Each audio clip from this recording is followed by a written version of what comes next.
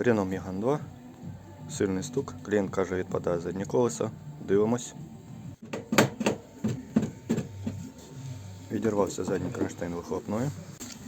Привезли новий кронштейн. Зараз будемо встановлювати. Починаємо встановлювати. Одразу згадуємо, що це Renault. Не може бути все так просто. Закручуємо спочатку верхній болт великий, тепер два малих. Перший закрутили, а другий у нас не закручується.